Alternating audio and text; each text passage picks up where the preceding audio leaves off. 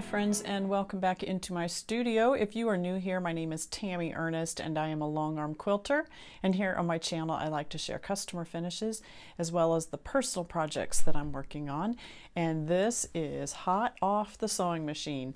This is the Hometown Holiday Sampler Quilt, and I'm so hoping to get this done before I start Lori's new project, which is the Scrappy Americana one. I'll talk about that in just a minute. But I have been working on this since late last summer, last fall. And I have the entire middle section of the quilt together. I just have borders to put on it now, so I'm so excited. Do you like it? Oh my goodness, it is so, so pretty. So just like the pattern. Now, do I show you? I know of one mistake that I've made. And it's right here in the center. So I can see it. If you don't have the pattern, it may not. I don't know that anybody else will even notice this, but this block right here. So the block itself is fine. A lot of these star blocks that you see, you have to add extra sashing around it to get it to the size that it's then fits in with the letters.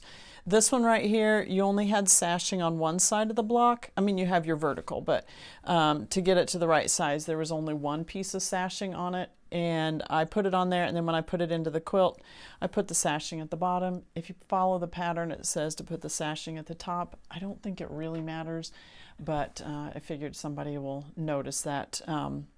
So this is all Lori's Hometown Holiday fabric, and I had the kit, so it's all, you know, I've got everything that I need to finish it. The only thing now I need to do is the borders, and you can see the pattern. I've got a skinny yellow border and then the green border, and those cornerstones are finished. I have all four of those ready to go. I have not cut my borders yet, and actually I did notice as I was laying this out here, I do have one more strip that goes along the bottom. There is one more of the background fabric. There's a sashing strip. I'll talk about that in just a second. There's one more sashing strip that goes across the bottom before I add on the borders. So very, very fun. I talked last video, I talked about how when attaching borders or attaching these long pieces of sashing, don't just start at one end and sew all the way to the other. Your measurements are not going to come out right. So I talk about on there how I pin the middle section of both pieces, pin the like the quarter and the 3/4 of both pieces, match those pins up, and then the ends as well, and put it together like that. These are the rows that I did not have finished last week, and those are all the little sash. It kind of look like running stitch to me is what it looks like. So those are like 1.5 by 2.5 cut, and so it's just finished at 1 inch, 1 by 2, those little stitches there. The letters look really great. If you remember from the very beginning, the first row I had done A, and then I had done every letter across the top in that same fabric, and then realized, no, the letters are done in different reds. So I did go back and change all of those. You can see the holly berry blocks here, all of the different star blocks, very small ones, and I did it exactly as the pattern showed. So if you go to the back, the pattern, when it shows you putting the whole quilt together, it just shows you colors of fabric. It does not show you the actual fabric placement. And so I did refer to the front quite often. Hold on just a second. Okay, we'll try this again. My ring light is like slipping. I think it's about time for another one. Fabrics. Is that what I was talking about? I don't even remember what I was talking about now. When you're looking at the back of the pattern, or when you're looking at the very back where it shows you all of the placement of everything, it just gives you colors. It does not show you the exact fabrics. So I did refer to the front for all of the fabric placements.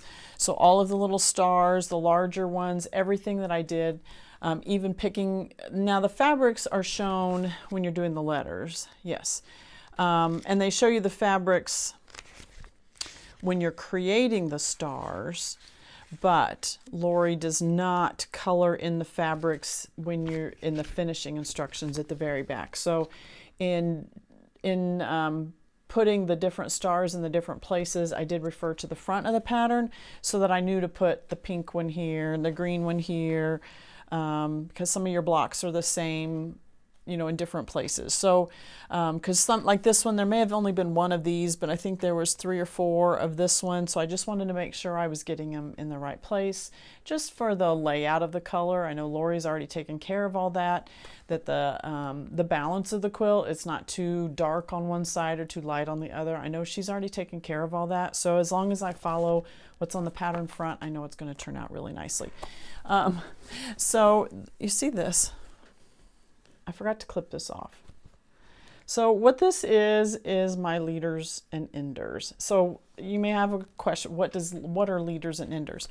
So when I always have something underneath the needle of my machine, okay?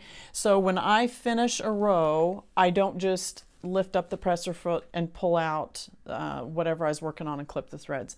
I'm always starting something else right after that, whether you call that strip piecing, which I do as well, but or whether you call that leaders and enders. A lot of times if I have another section of the quilt ready to go, then I'll put that under there. I don't always use these little leaders and enders, and I'll show you what those are in just a second. But if I have another section of the quilt that I'm working on, say I need to, you know, these sashing pieces, you had to join 2 lengths of fabric together to get it long enough for the width of this.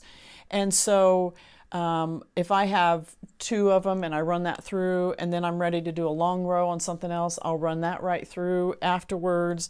Maybe I have another of the sashing rows that I need to join or whatever. I'm just continuing to have something under my needle. I never clip off the threads if I can help it. Now the only time that would be different is if doing binding, because in a binding you're starting in the middle.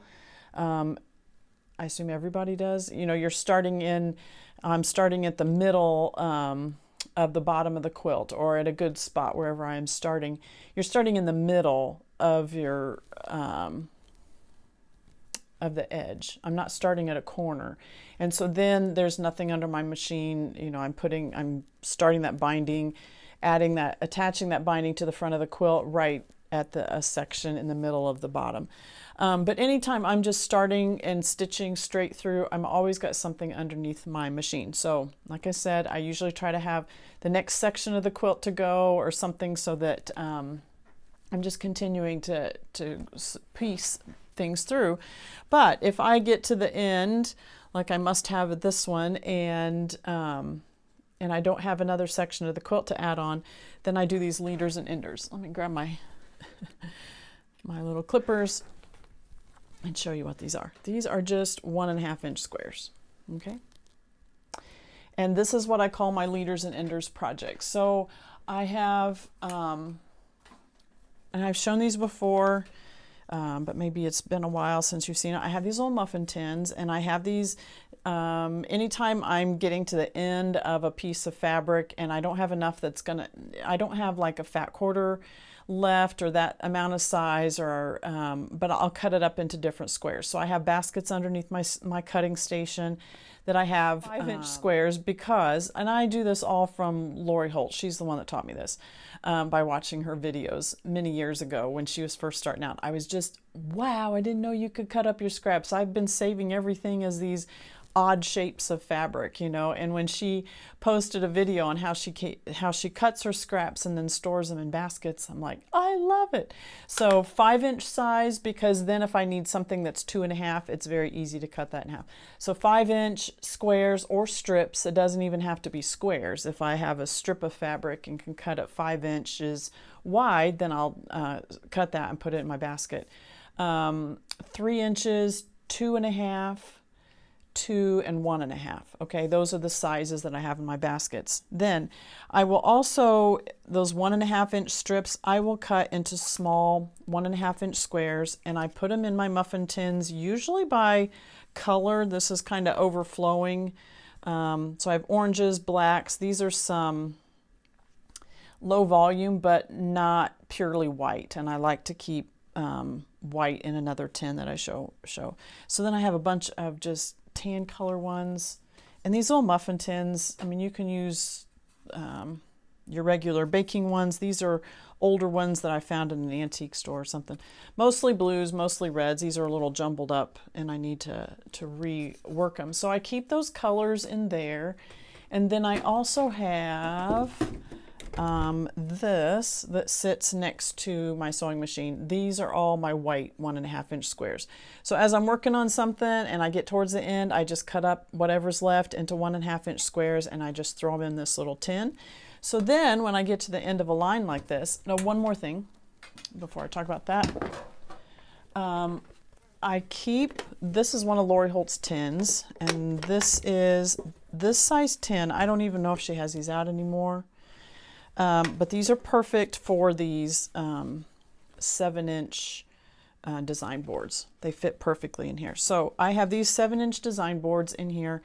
Like on this one, I have all of my pink squares. So I store them in those muffin tins, but then I have little random ones like these that I think I need to put all the pink on one so that I can work from this one board. Because sometimes if I'm working from the muffin tins, I don't know exactly how many of those little squares I have. I'm just continuing to do it. So once I have a good number, I can put them on here, and then I'm just pulling pink and white ones. So that's what I was doing. I don't even know what I did with that now. Did I put it on here? So this sits next to my machine. I pull, so here's some pink ones that are just the small ones. And then I just pick up a pink one, grab a white one from that little cup that I just showed you, and I piece them together. And that's what you were seeing on the end there. Then after I get several of those together, then I'll put 2 units together. And this is just so quick. I mean, I'm just doing that little seam. And then I go on to whatever I'm doing next. Or that just holds my place so then I can clip off the bigger project that I'm working on. I can go around the back side of the machine, clip that off real quick, and then start off, you know, maybe I need to use that section for the next piece that I'm adding on or whatever. So these are just, I'm using these as what leaders and enders.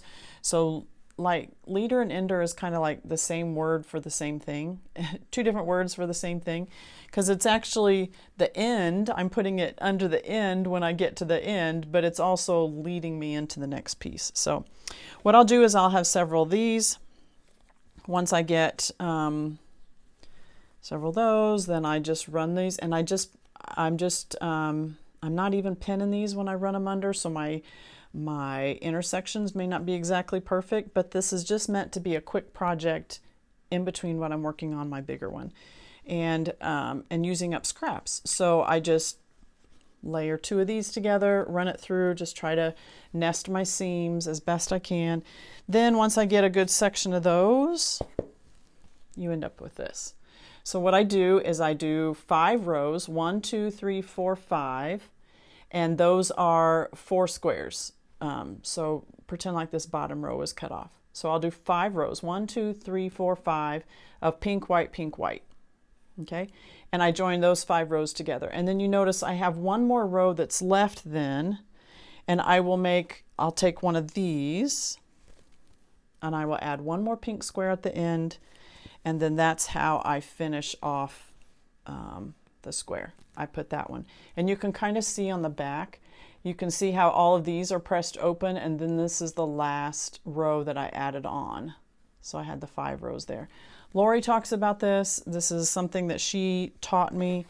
And so I keep these little bitty boards in here because some of these I've made, I made a bunch of blue blocks, and this is what's left from this color blue, and I just need to wait until I cut some other blue pieces. And this is just helping me stay a little more organized, so I'm not digging through things trying to find. And I started doing this because I just had these pieces everywhere once I started joining them out of the muffin tins, and I had no idea. It's like, do I have green somewhere or blue somewhere? So I just started keeping these, like this one.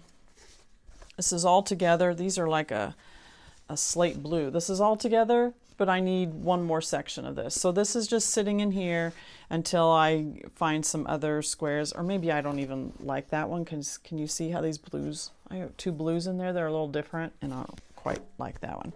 So I just keep this in here, And those are my leaders and enders project. And then you end up with blocks like this. Okay, and all from scraps. This is all just scraps from projects over the years. I don't know. Eventually, I'll have enough to put into a quilt, but that's my leaders and enders. Great idea for using scraps. These are 1.5 inch squares. You can't save a smaller piece than that. I mean, you could, but that's as small as I go. But what a great use for all those little tiny pieces that that we think we need to throw away. And sometimes I do. I'm getting better about throwing scraps away that I think, I don't even like that. Just get rid of it. But that's what you were seeing on the end there. So that is my hometown holiday quilt, and I am finishing that up just in time to be able to start the Scrappy Americana flag quilt. Here's what this one looks like. This weekend we start working on our first blocks. I've talked about this the last couple weeks, so I'm not going to spend much time on it today until I get some blocks to show you. But once a month, the Fat Quarter Shop has put out a sew along schedule. It's listed as once a month, and you're working on a set of blocks. Usually it's all the same block each time. So 4-patch is May, pinwheel stripe is June. That's what I mean by that. But you are making 12 blocks each month. And then you put them all together because all of those, that red stripe is made up of squares, blocks. So finishing this up just in time to get started on this. Then, other thing I've worked on this week, I wanted to show you something that my Quilt Circle membership has been working on. So my Quilt Circle membership, this is an online quilt group. I started this 2 years ago, and it has been absolutely wonderful to get to know quilters from across the U.S., Canada, even some from outside of our country, overseas, and it has been such a joy to get to know these ladies and men. We do have some men in the group as well, but these quilters, it is so fun to meet people from all across the country. But some of the projects we're working on inside a Quilt Circle, one of the things we're doing this year is learning about color theory. And we are using this book called Quilter's Field Guide to Color. And what I love about this book, it is broken up into assignments. And so each month I give an assignment from the book, read these pages, do this homework, and it's laid out in the book just for that. And then we get together in our monthly meeting each month and we talk about what we learned. And I just thought I'd share, this month we created a rainbow of bear paw blocks. So we've been learning about warm and cool colors. We've been learning about how to put colors together. We've been learning about the color wheel. And our assignment this time was to use the rainbow of colors into a block like this. Oh, isn't that so fun? And so that's one of the projects we're working on inside of Quilt Circle, is learning about color theory. We've used this book. I also have a color wheel that I use, or trying to learn and understand. Other quilters in the group have shared other tools that they're using, whether it's you know, the paint things from your local paint store, or it's the deck of cards, color cards. Some members have said that's a big help to them. There's other books out there. It's just been a lot of fun to learn together and then to see everybody's projects that they work on each month. Also inside Quilt Circle, we have a quilt along going on right now, and we are doing this book, Bonnie and Camille's Quilt Bee book, and it's so fun to do a quilt along with other people and see what fabrics they're choosing. And as soon as I get some more progress on this, I'll share. I don't think I've shared any of this with you guys, and I'll show you some of the blocks that I've done, but I'm a little bit behind compared to everybody else, so I need to catch up that. We have a stitch along going on inside a Quilt Circle. We have a whip challenge going on this year as well, and that's probably been the biggest hit of everything so far, is that members are getting their whips done, works in progress. So we had a whole bingo style board, and they filled in those, and each month I call a couple of coordinates from that, and then they get to work on those projects. Another neat feature of Quilt Circle, we have stitch and shares, usually about once a week, and all that is we gather over Zoom and we're just working on our projects, and that's where the relationships are built. So that's a fun part. We also have a guest speaker each month, and so far this year we have learned about organizing our quilting space. We learned about quilt labels. We learned about English paper piecing.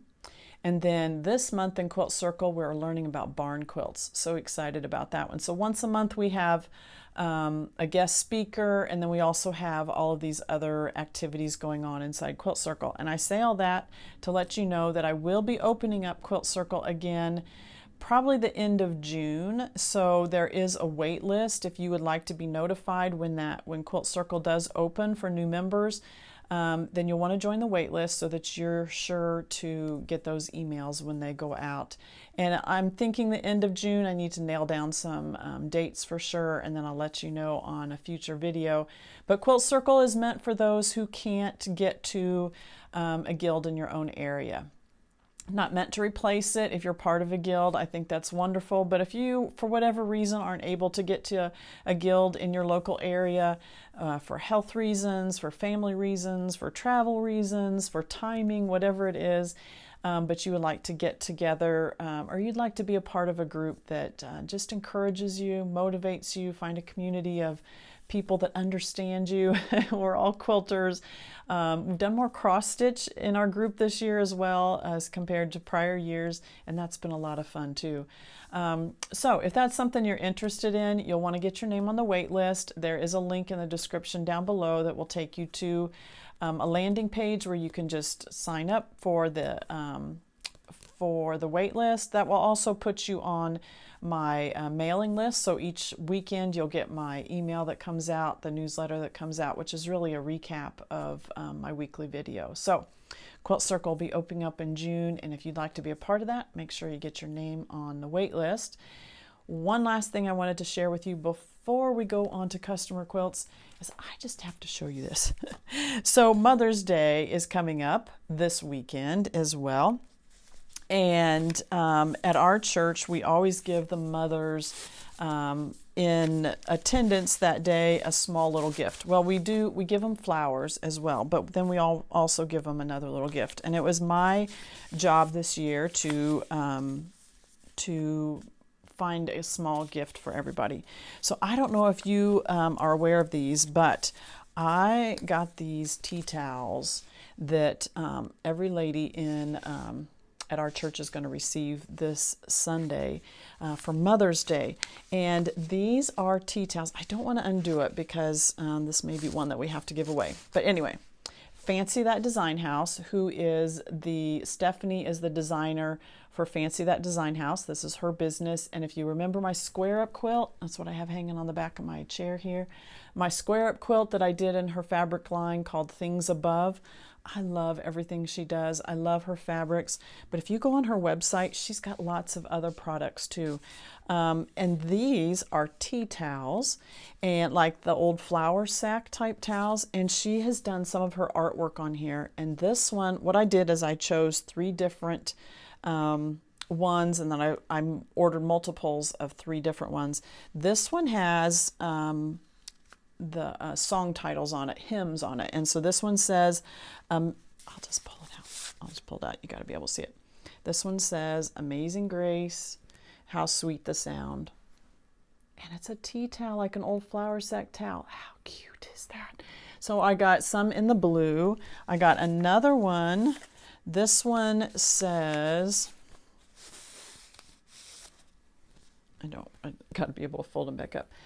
This is my story. This is my song, praising my Savior all the day long. This one is in a mustard color. And then I got one other choice. And so the ladies at our church will be able to choose which one they want this weekend. But I am so excited about these. This one says, Great is thy faithfulness. Morning by morning, new mercies I see. And this one is done in like a brick type of red is the color on that one. Aren't they so cute? Oh my goodness. So you're going to have to go on to Stephanie's website, Fancy That Design House. She has t-shirts. She has stickers. Oh, let me grab something. So I had to show you in the order she included a free sticker, and so I put it on my computer. I'm one of those, I never thought I would be somebody that collected stickers and put them on my computer, but my son Daniel kind of got me hooked on this. And actually I had one computer front that was all full of stickers, and then I dropped my computer last year and cracked the screen. When I took it in to get it fixed, they said, great news, we can fix it. Bad news is you're going to lose all your stickers, because they had to replace this whole part. So I took a picture of my stickers. And so now I started over again. But this is the sticker that she sent. She's got lots of others, but she uses her artwork. And I love this. Morning by morning, new mercies I see. She's got Bible verses. She's got hymns. And I just absolutely love it. She's got pennants that you can put up on your wall or your sewing room. So t-shirts and tea towels, just such cute stuff. I absolutely love it. So fancy that design house. She is a designer for Moda, and you'll want to check out her website and maybe get your hands on some cute tea towels, maybe for your mom for Mother's Day. I don't know. So all right, I just thought you would enjoy seeing those. Somebody that I love to support people that are putting out such beautiful things, and so I thought you would want to know about her. Okay, I think we're ready to move on to customer quilts.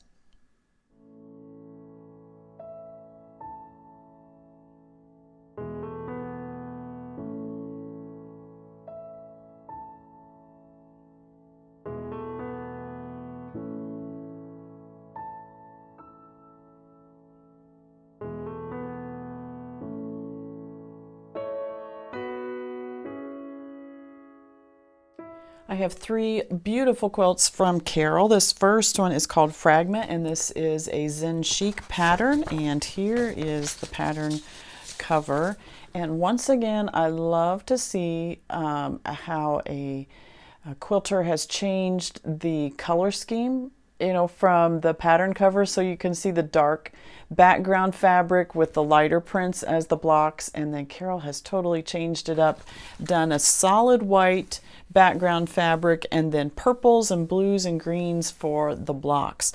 The fabrics on this are all Bella Solids from Moda, and the quilt measures 70 by 70. It's absolutely gorgeous. It's a very modern type of quilt, but not difficult at all. So I probably have this oriented wrong, because I can see that the blocks are running, or the rows are running vertical. So it probably, I'm assuming when you stitch it or when you piece it, it's doing a vertical, it's doing horizontal sashing. So this would be the other way. But it's one of those quilts that really doesn't matter. It's going to look the same whichever direction you're going. So the blocks look like they finish about 5 inches square, and so you have some that are half square triangles with this one has 3 prints here, others that are just you know, very abstract, mostly planned it looks like, but abstract type of piecing. So a couple lines here with a triangle, and then a little skinny triangle or a rectangle there. Very similar one here. This one is not even a half square triangle. It's you know, kind of an odd on the corner, but 2 strips, and then that. So adding beautiful prints, beautiful colors, and then the all white background fabric, which is really a very modern type of look. So Zen Chic, this does use, let me see, for the quilt top, 1 yard, half yard. Oh, I see. She's giving specific fabrics that you use. So Olive U is the design, or is the fabric line that is used on the quilt front. And so you're using a yard here, half yard, 3/8 yard, quarter yard, quarter yard, quarter yard, and then 4 yards of your background fabric here. And then for the backing fabric, Carol used this one. Oh, I love it, love it, love the purple. And this one is a Fleur de Fleur by Blank Quilting Corporation. This is 108-inch wide backing. I did link down below straight to the Blank Quilting. You cannot purchase from their website, but it does show you where you can purchase their fabrics. So you just put in your location and it'll show the quilt shops around you that carry their fabrics. So love that design. I love the floral. What is that? Is that called a toile? Toile? T-O-I-L-E. Again, a French term, I'm assuming. But don't speak that very well. So love that on the back. Very, very pretty. You will notice that I did the binding on Carol's quilts also, and she has chosen the light purple, the lilac color, and the Bella Solid for her binding. Now the pantograph. She asked that I go with modern swirls, and here is a printout of that one. You can see how tight and modern and just scrumptious this is, and you can see how that translates then onto the quilt. Very tight quilting. We're filling in all of that negative space with that white background fabric, and I did use the Omni Natural White thread. These spaces here are very, very skinny, not even my finger width apart.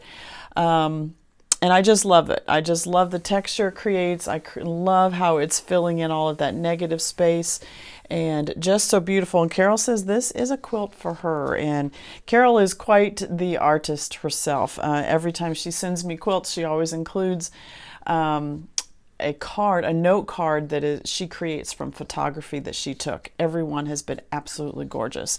So very, very nice, Carol. Just can't wait for you to keep this one for yourself. All right, let's move on to Carol's second quilt.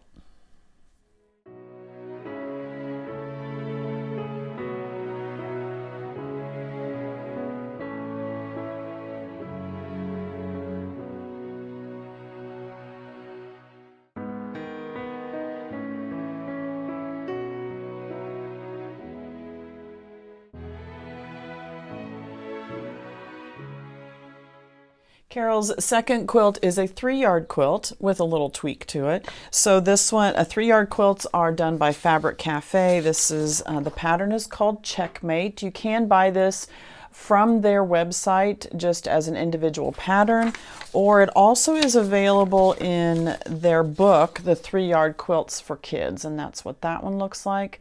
But the pattern is called Checkmate. Now, you'll notice from the pattern, you're using one large print that is kind of a focal print or a theme print for your quilt.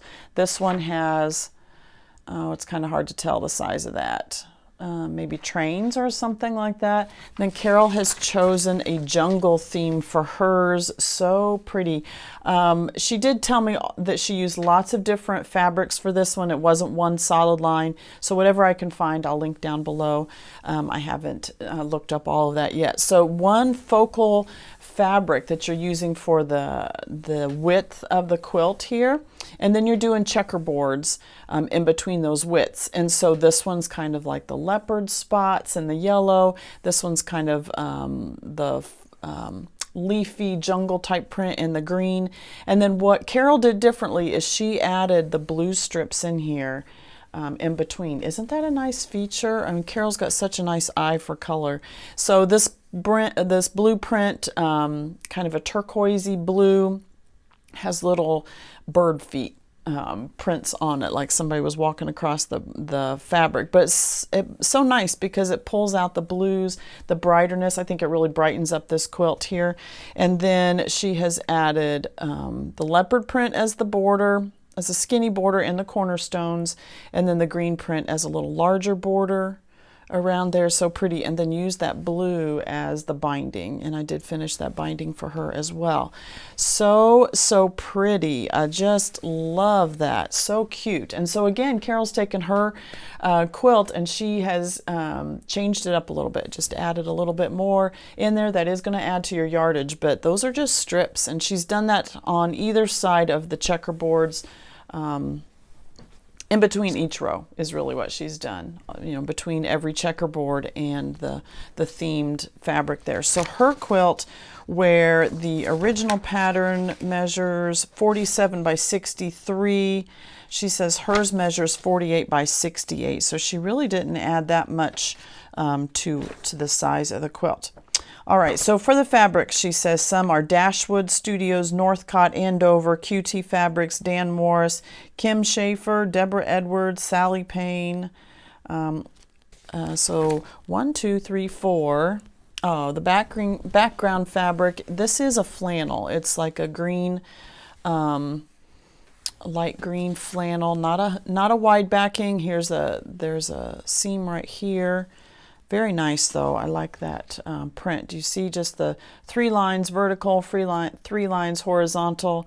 Very small scale. I like that that fabric there. So whatever fabrics I can find, I will link down below for you.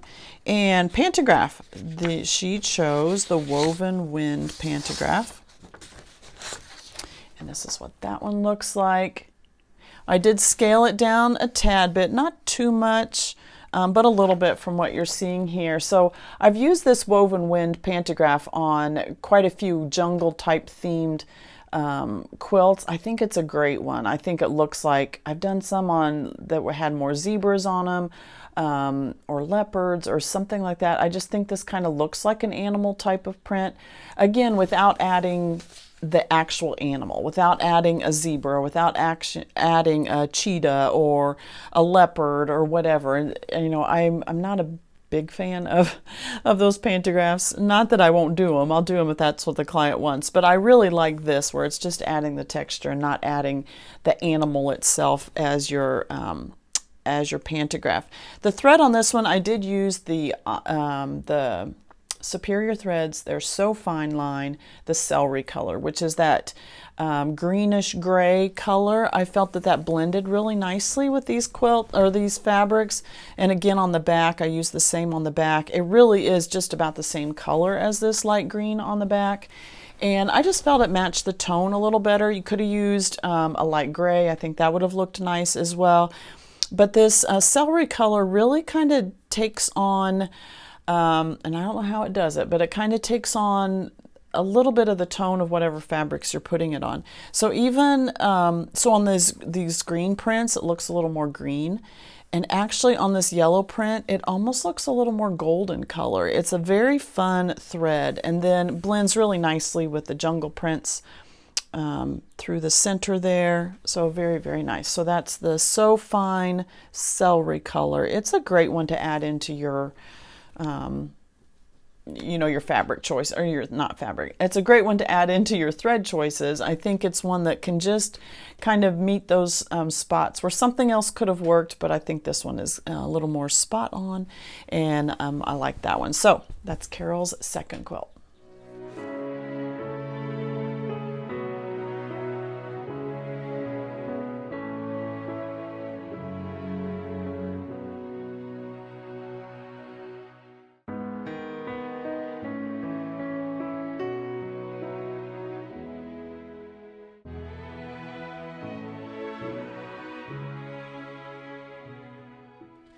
And I did forget to mention, I was going to mention batting, and I'm just having a hard time remembering to reference that.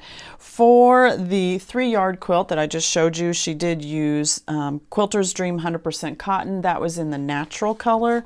But for the first quilt that I showed you, which was the Fragment, the more modern colored quilt, that was Quilter's Dream 100% cotton, but that was in the white color. And the same is true for this one. So Carol asked that I use a white batting inside, and you can see why. The white fabrics on the front. I'm one of those that, you know, I have used the natural color for years and years and years and years. The white batting is more of a recent thing that's come, at least for me. And so I do carry it in my studio. And if a client asks for white, I will use it on their quilts. Otherwise, I go with the natural color. White is a little bit more expensive because you're bleaching that.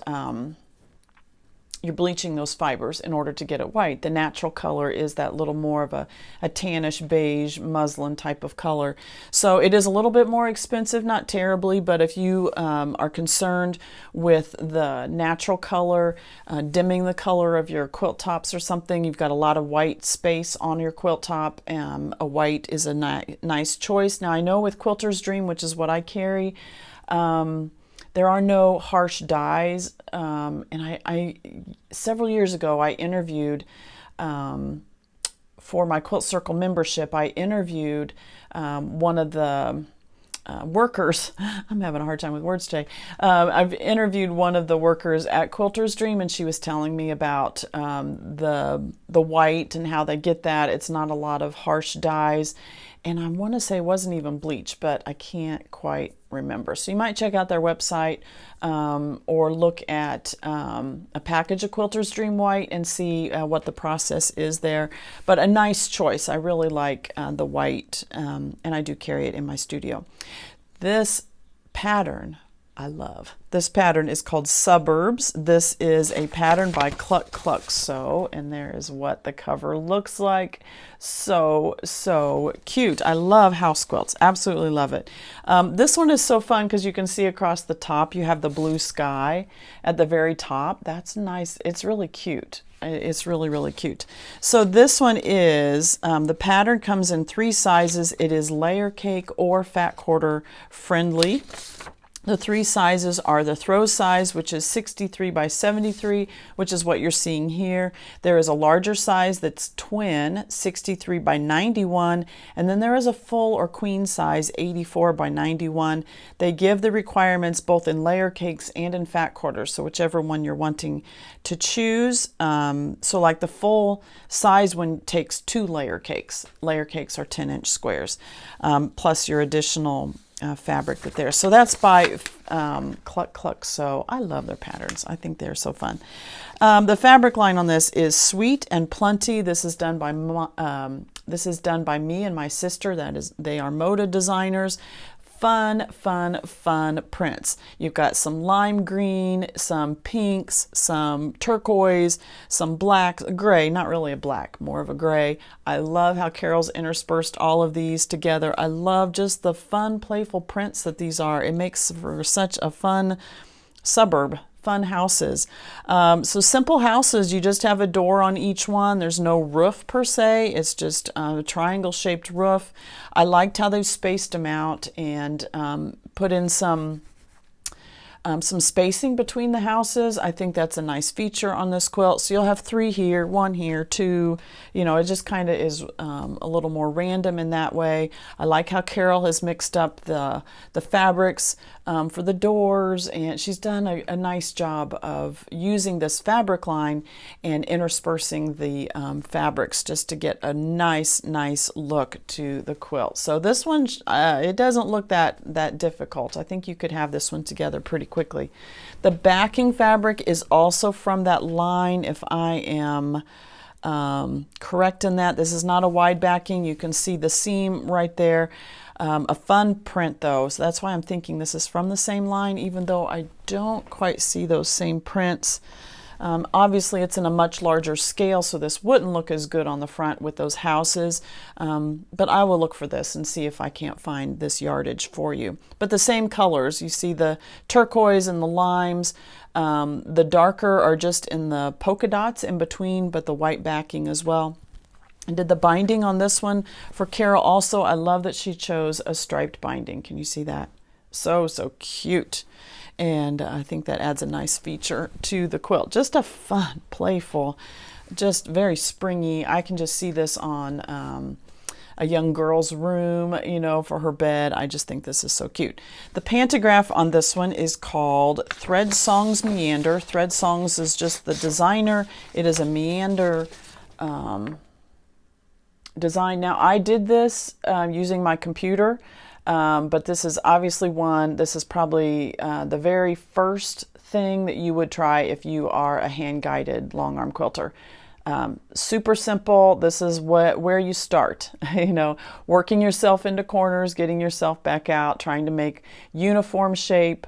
Probably the hardest part when you're first starting hand-guided long arm quilting is not starting a design too loose at the top and getting tighter by the time you get to the bottom of the quilt, or starting too tight on the top and getting looser as you go to a quilt. It's really the hardest thing is being consistent over the entire quilt top. because you get bored. At least I do. You know, when you're hand quilting and you're you're hand guiding, not hand quilting, but when you're hand guiding that machine, and just to keep that consistent sizing, the consistent shapes going, takes some discipline. It takes some muscle memory in your hands and in your arms, and just in learning to work yourself into corners and get yourself back out. So I've mentioned before, but when I was a hand-guided quilter, I would sit with a marker board is what I would use. I would hold the marker, the dry erase marker, in my hand like this, because that's how you're handling your machines. And so I would hold the dry erase marker like this, and I would sit and I would practice a design on that marker board, and work yourself into a corner and get yourself back out, and moving across from left to right. And just practice over and over. If you're a doodler, you can do it when you're, in the car, and maybe you don't want to do a dry erase marker, but, in the car, if you just have a pad of paper and you're just doodling, practicing on the edges of your notebook or edges of your checks, I don't know, but just practicing over and over and over so that muscle memory gets in. But with a design like this, like I said, the biggest trick is not getting too big, making your design too big as you're going along, or decreasing the size as you're going along, but really keeping things consistent. But with a meander, you can see that you're not crossing over anything. You're just practicing getting yourself in and out of spaces and doing a good coverage. But this is where you start with hand guided, and then you can move up from there. But obviously it's a great pantograph to use when, it's just on this quilt. I love that she did this. We don't need to draw attention to the quilting. The quilt is carried in the fabrics and the pattern on this one, and it's just a meander, like you're walking around the neighborhood, and just walking this way and that. I did use the Omni Natural White thread. Blends very nicely with the white background fabric, and it's light and blends really nicely with the fabrics as well. So I didn't make this super tight. You could make it much tighter. I didn't feel that this needed it. So a row is about this big. You can see, it's smaller than the end of my fist. My finger fits nicely in the middle, but just kept it nice and loose. And if you like even less quilting than this, you could make it much bigger. If you would prefer denser, then you could make this much smaller as well. So very, very cute. I just love Carol's quilts, but this may be my favorite.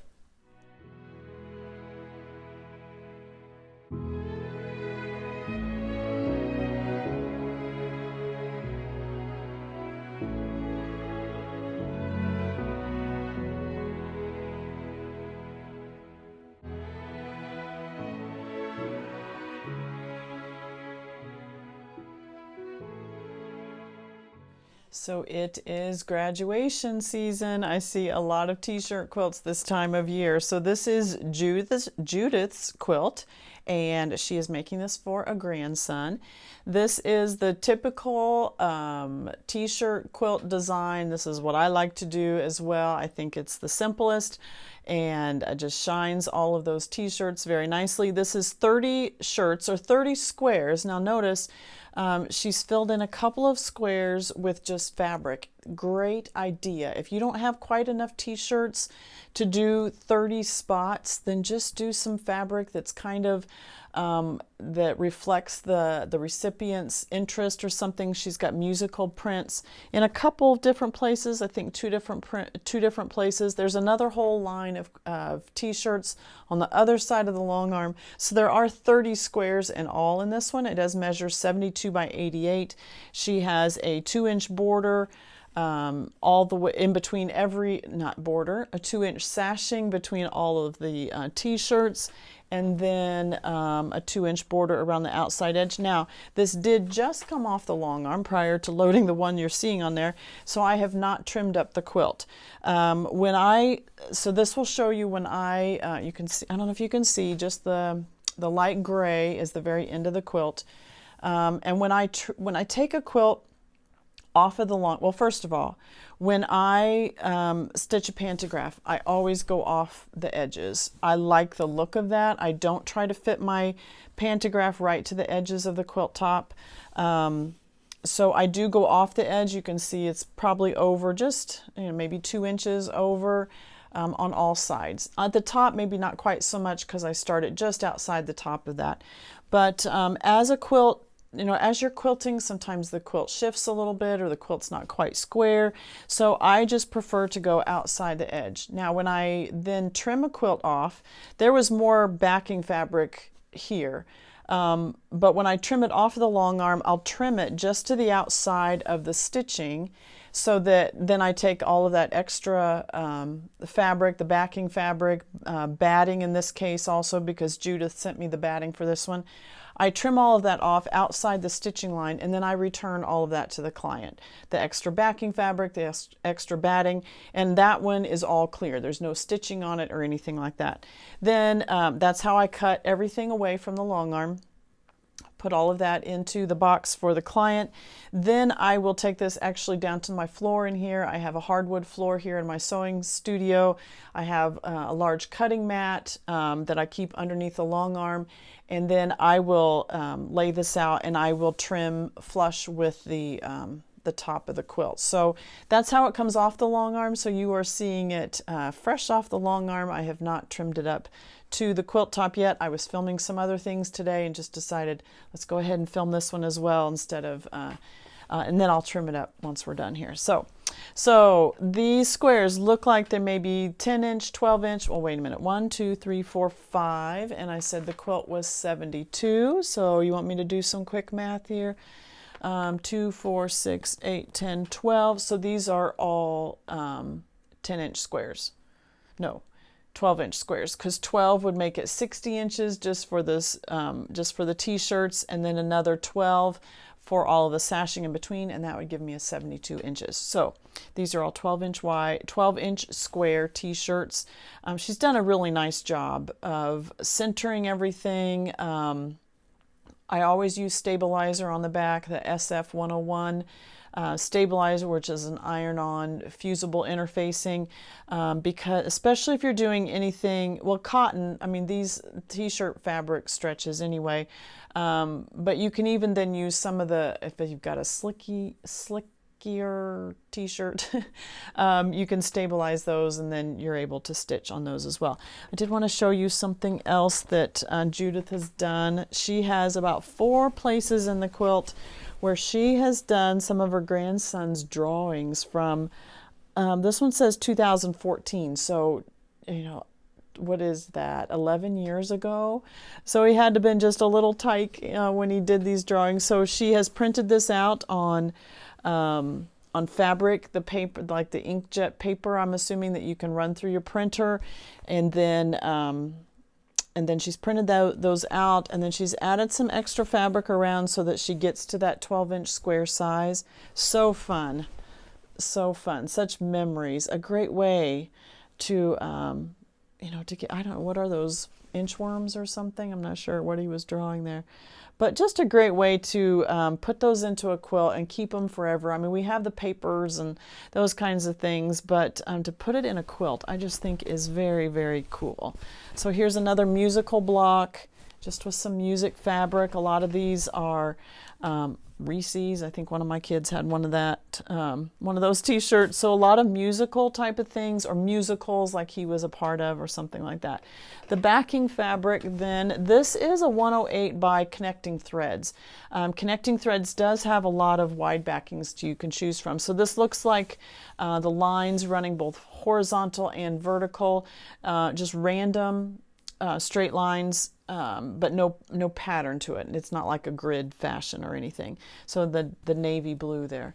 Batting, you can see the batting color. This is the natural color, and Judith did send me the batting that she wanted me to use. It did feel more like a warm and natural to me. I'm not sure on that exactly though.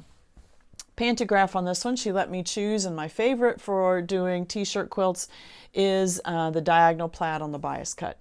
If it was a girl, I might have changed to something else, something a little more fun, but knowing that this was for a grandson, I just decided that this was the best pantograph. It provides texture, but the highlight of this quilt is not the quilting. The highlight of this quilt is the t-shirts, and I don't want to detract from those at all. So I didn't want to do a really busy pantograph of any kind because I want the focus to be on the quilts. So diagonal plaid, bias cut. Bias means that the corners are rounded, and it is on the diagonal, so it's a square, a diamond, I guess, if you're turning it on its side. It does 2 rows of the diamonds at once, and so you're doing this one like this. So it's like on a diagonal, but or a zigzag, but it's doing 2 rows at a time. And then the row, they nest up very nicely together. Again, shrink your rows down so that the spacing in between the rows is very similar to the spacing inside of that diagonal or inside of that square. I did use the Omni light gray thread on this one. The sashing fabric is a light gray. Light gray reads as a neutral on these colors.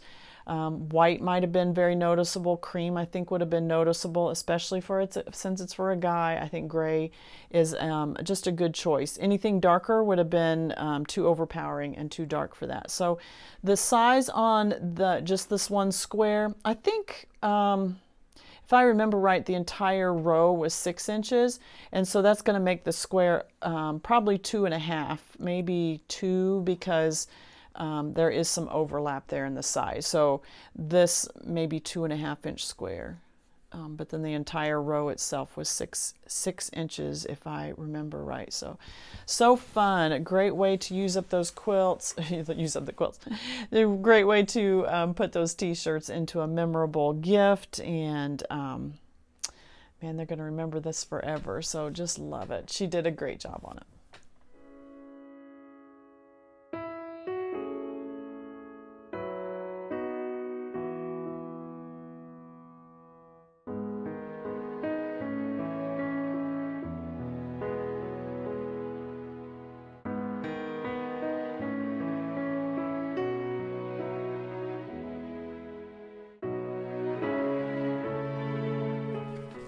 This very large quilt comes from Vicki, and it measures 106 by 106. This is the Socialites 2 quilt along that the Fat Quarter Shop did in 2022.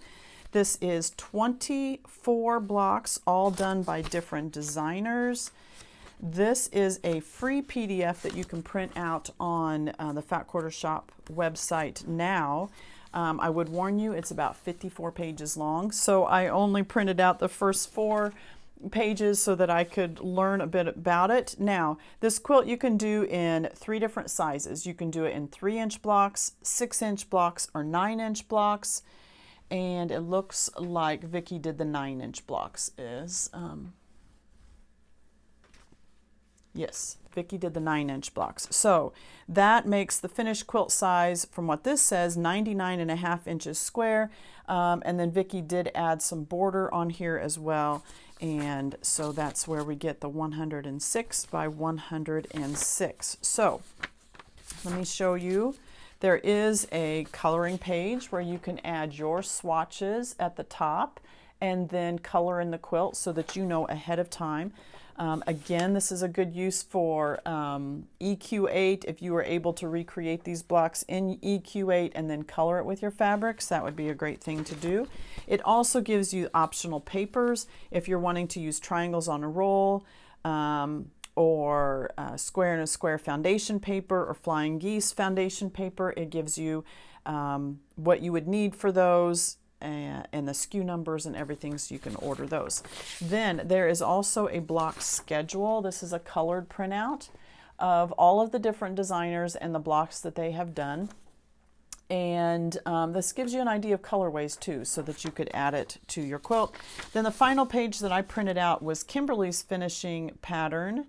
And this is a combination of 3-inch blocks. Oh, I see. Maybe it is no. It looks like to me that Vicki did all 9-inch blocks in looking at it. But there is a finishing pattern on the back that says Kimberly's finishing pattern, and it uses a combination of 3, 6, and 9-inch blocks. But this finishing looks very similar, maybe a little different. A little different. Okay. Sorry, I'm not got myself quite together here. So there is a finishing pattern. There may have been others on there. I did not print out the entire 54 pages of the PDF. But so you could download it, not that you have to print out each one. You can look at the PDF as you're quilting your blocks, as you're piecing your blocks, so that you don't have to use all of that up in paper, but still have that on your computer or your iPad, whatever you're looking at, so that you can create the blocks. Anyway, so the fabric line is the Enchanted Meadow. This is done by Beverly McCullough. I was not able to find that, so it may have been an older line, especially if this pattern was in 2022. It may have been a line out at that time. So she has added some other tone. The white is a tone on tone. It's just the white with the pin dot on it. The green, the lime color, the rose color. There are some blues. Down here at the bottom. Those are all solid colors that she's used, and then you can see your blocks around this setting. There are 2 stars in the middle with blocks in the center of those, so you'll have to refer back to the pictures of the whole quilt that I put in the front right before I came on and talked about it, and that will show you the whole layout of the quilt. Very, very pretty. It was almost too big for me to even get all in the camera. So the backing fabric, this on the top and the bottom is basic gray. This is their grunge basics. This is done in the blue color. It is more of an aqua blue. Being the grunge, it does have the modeling in it, so a little bit of white or gray, a little bit of yellow or mustard, and it's just blended in there, so it's not a solid color, but gives you a nice modeling effect. Then Vicki did add a pieced section across the middle of the back of the quilt, and then she even included a label way in there. So there's a label that is actually pieced in to the middle section of that block right here. And then it was quilted into the quilt. Now recently recently on my Quilt Circle membership, we have guest speakers once a month. And one of our guest speakers was Kim Caskey. And Kim does quilting tours, and she also does guild speaking. And she talked about labeling your quilts and how to do that. And one of the things that she mentioned is actually putting your label in your quilt prior to it being quilted. The reason is that nobody then can take that label off at no point. It is a part of the quilt and a permanent record of your quilt, who made it. Now Kim would suggest you add a lot more information than just your name. So Kim does some great information on quilt labels, and that was one of the things she suggested, is that it go right into your quilt. Now this was centered in the middle of the quilt, so again, I talked about this recently, how I measured the backing. The backing on this one was, I don't have it written down. Anyway, whatever the backing was, the length of it this way, and then I subtracted the amount of the quilt, which was 106, divided that in half, and then started my quilting at that point on the long arm. I did not start it all the way at the top of the backing fabric like I normally would do, because I wanted this to be as centered as possible on the back as compared to the center of the quilt on the front. And so just divide it, however big your backing is, subtract the size of the quilt top, divide that in half, and then I do start so I'll start at that line. So say it's, I've got 10 inches on either side. I would start down at 10. I may bump it up to 9 a little bit, just to make sure that I'm starting a little higher rather than a little lower. And that's how you do that. All right, the pantograph on this one is a new one to me. We went back and forth about different designs. Vicki said she loves the density. She likes lots of texture on her quilts. So we went back and forth, and she sent me this one, and this is a Julie Hurt pattern that I had not used before. This is called Greta Garbo, and it is dense. It is tight. So you can see it's almost like a chandelier, or almost like folds of fabric or drapery or something like that. So I hope you can see this in here. Well, maybe let me just pull it in a little tighter as I'm talking about it so that you can see that. And maybe you can see it on the blue very well. So it's like a drape down and down, almost like a feather motif, but it's upside down. Now you could flip this the other way. You could flip your quilt the other way if you were wanting them all to look up. I kind of like the look of it hanging down like a chandelier or a drapery. But it's a feather type of shape, a little teardrop here on this one, and then it comes up and does the same shape up here. So it is doing in a zigzag fashion so that the row below it then nest up inside of those. I did not make my next row come up all the way to the top and touch the teardrop as it was coming down. I left a gap of about 1/4 inch. This quilt was so large, this pattern, this pantograph is so dense that lineup is difficult, especially with a larger quilt. My sides are shrinking in some. It was a little more difficult to keep everything lined up. So I did leave myself some space just so that I had some leeway in lining up points. So I didn't decrease it all the way down. Did use the Omni Natural White thread on this one.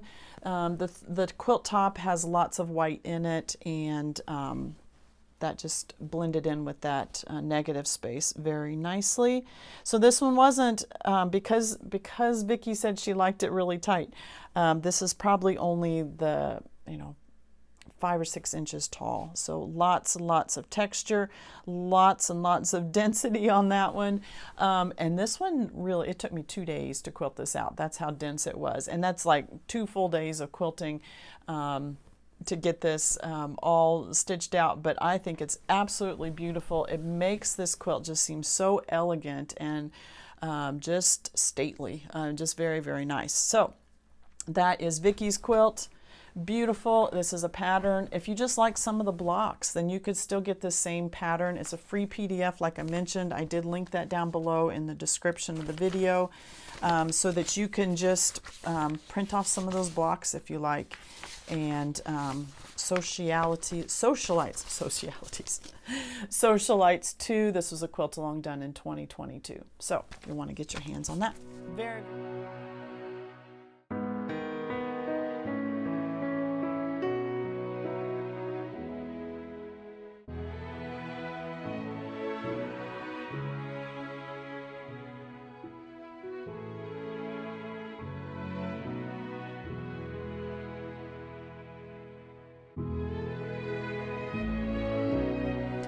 This beautiful quilt is Cynthia's, and it is called Rainbow Ombre Lucky Log Cabin, and this is a pattern by Emily Dennis of Quilty Love. And you can see the pattern cover is done more in a scrappy look, but Cynthia also sent me a blog post from Quilty Love that shows this same pattern done in the ombre colors like she did. So this fabric is done by V & Company Ombre. It's called Fairy Dust Ombre. And here are some more pictures from the blog post by Quilty Love. That's Emily Dennis, done in this same colorway. And I so appreciate the pictures that she sends along, and that helps me find the pattern. And it also helped me with the pantograph, and we'll talk about that in just a minute. So this quilt measures 58 by 67. The pattern does come with many size options, all the way from baby all the way up to king size. It is fat quarter friendly, but they also, Emily also lists yardage if you would prefer to do that. But a great pattern. And I'm very intrigued by the pattern, honestly, because here is a block. Well, one, the colors are just beautiful. The ombres, how it goes from the yellows at the top, even the reds, the oranges, the yellows, the pinks, the purples, the blues, all the way down to the green. It's very beautiful. You can see a block right here. Let me pull this down just a tad bit because you may be able to see a lighter block better. All right, so here is a pink block, maybe this one right here. All right, so here is a block, log cabin, but a log cabin look in that you have the the log cabin, you know, like it's going around, it does start in the corner. Your traditional log cabin block would start in the middle, usually with a red square in the middle, and then you're continuing to add on all four sides. So this is kind of a modified log cabin, and I've seen other patterns that do that, that they're actually starting in the corner. But this starts in the corner with a half square triangle block. So two different colors right here, which is unusual. Then the piecing, you can see a diagonal line running through this block right here. And so your log cabin is a darker shade here, a lighter shade here, and it is a mitered piecing right there. We have a lighter here, a darker here, and it's all mitered right along that seam right there. So what I'm intrigued about is to, you know, did this start out as one block and then it was cut in half, and then half of this is used one part of the quilt and half on the other? I was trying to look and see. I really don't see another half of the block that could be, you know, this half used in another spot. I don't see that exact color combination in another spot. And so I don't know if this was pieced with a mitered piecing. I'm just very intrigued. Now, Cynthia's points are superb. I mean, just so nice, especially with this mitered edge. And that's why I almost think it was done on the diagonal, because these spots match up so well. I would think that if you're just cutting the block in half and using, you know, and then matching up the halves, it may not be quite as precise. So I'm very intrigued, Cynthia. You did an incredible job on this quilt. And I love a pattern like this that a designer does that you can't figure out on your own. You know, I just think a design, that's where their talent comes in. When they can create a pattern like this that just an average quilter can't look at and say, oh, I can figure out how to do that. You know, this is one, no, I got to buy the pattern, because I do not know how that is put together. And I just, I love that. I love a designer that can do that. So blocks 1, 2, 3, 4, 5, 6 across, 1, 2, 3, 4, 5, 6, 7. So 42 blocks total, and each one measures probably, well, let me see, if it's a 58, 1, 2, 3, 4, 5, 6, so it's probably a 9-inch block there. Just doing some rough math, and if I'm wrong, don't comment on it. Okay, so I love it. I love the prints. This fairy dust ombre, it has just the slightest little silvery star scattered, some small, some larger, and little dots on there as well. And I love the cohesiveness of the fabric line. Just very beautiful, very beautiful. All right, on the backing fabric, she did use a Kona solid. This is in the coal color, coal, C-O-A-L. This is 108-inch wide backing, and that does show off the pantograph very nicely. I did use the light gray on this one, and I picked light gray. I'll talk about the pantograph in just a minute, but I picked light gray because the color that a client sends me for their backing fabric really gives me a hint on what they are seeing on the front. Okay, so if she had chosen a white color or a cream color on the back, I would have gone with a lighter color on the front. One, thread color, one, because it would match the back, but that also gives me an indication of what she is seeing on the front side. She's seeing a brighter, lighter quilt. By adding a gray backing on this one, to me that tells me Cynthia is seeing just a little more subdued in the quilting and in the quilt itself. And so I went with a light gray thread. It blends nicely on the back. You can see the nice texture very well. And gray to me is a neutral on most quilts. You know, if you put it on a white, it may not be, but in most cases, gray, especially a light gray, is a neutral color. And so it blends nicely. It's not going to show any more on this fabric than if I'd done a cream color or a white color. It's just the areas that it's going to show up more. So a light gray is going to show up a little bit more on these lighter fabrics, and it's going to blend in very nicely with the darker fabrics towards the bottom. If I had picked a cream color or a white color, that would have blended more with these lighter colors, but then it's going to be very noticeable on the darker ones. So whatever color I choose for the front, you're going to notice it more in certain parts of the quilt, just because, I mean, in most quilt tops, that's the way it's going to be, unless you just have one solid color. You're going to notice parts of the quilt, you're going to notice the quilting a little bit more. So in choosing my thread color, I really get a hint by what the client chooses for their backing fabric. That really gives me a hint on what they are seeing on the front. Then, so because Cynthia chose this darker gray, I went with a light gray thread, and you can see the pantograph on this one. This is called Time Warp. Now, in the pictures that Cynthia sent from the blog post of Emily Dennis's, you can see that is the same pantograph that was used in the pictures. And so I love that Cynthia said, I want it just the same way. Now, what I did with these pictures then is to use this as a judge on the size of the pantograph that, the size of this time warp that I then use on the quilt. So in looking at these pictures, I can see that, you know, especially here on this one, I don't know how well it'll be for you to see, but you could go to the blog post and look at it for yourself. But this shows me that one of these time warps is about half the size of a block. So I can see a time warp like right there where my finger is. That time warp shape, which is kind of a squiggle. It's repeated, echoed many times to give that whole oval, kind of a diamond, but a squiggle shape that's just repeated, you know, echoed several times. So this gave me an indication that I should make this one, because Cynthia's already looked at this and said, yes, I like this. So that when I did the pantograph on this one, I need to do the pantograph about the half size of a block. So you can see, well, maybe they're not all going to line up, you know, like half of the block because of the way it is, but that's how I created my sizing when I had it on the long arm. So here is one of the time warp shapes, and you can see that it is about half of that block size.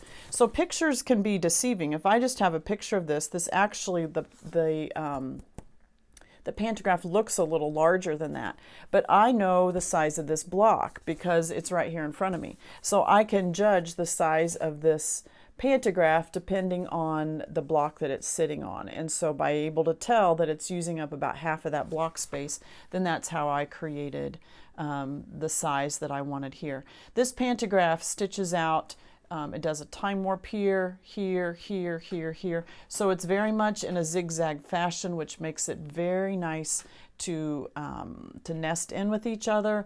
So it's a continuous pantograph design. Now I do shrink up my rows, like I've mentioned so many times before. I shrink my rows so that the amount of space in between a row is very similar to the amount of space that's within that row. So if I would have left a much bigger gap, in some respects you could create a different look of pantograph by doing that. You know, you could create almost with the negative space in between, you could create a whole nother look, and that's possible. In some patterns that would look very nice. But in this case, I shrunk it up very, very tight, very similar to the way it is on this design, so that it looks like a cohesive design over the entire quilt. So I just love the way this turned out. This was such a joy to quilt. Everything worked great. I love the whole cloth kind of look it gives to the back as well, with that light gray thread and that gray coal color Kona on the back. So great job, Cynthia. I can't wait to get this back to you. Thank you so much for joining me today. I hope you found some inspiration in either my projects or the customer quilts that I shared with you today. If you are in need of long arm quilting services, my information is down below. You can download the long arm prep instructions and order form. It gives you all the information about how to get a hold of me and what is required for sending one of your quilts to me. So I will plan on being here next week. I hope you'll join me too. I hope you have a fun, wonderful Mother's Day to all you mothers, and many blessings to you. And we'll see you next week, because every quilt is worth finishing. We'll see you then.